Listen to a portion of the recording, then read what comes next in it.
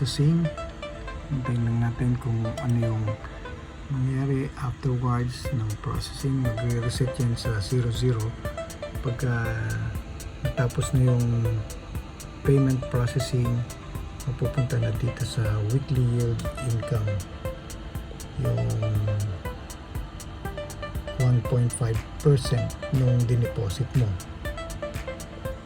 There you go, nag-reset na ulit yung time ng 1 week, and then ayun na, pumasok na yung weekly yield income.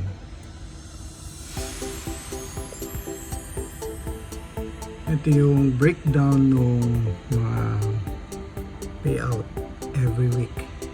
So yan, starting last week. Yan. So nag-start ako ng 1709. And then yan, sunod-sunod na every week.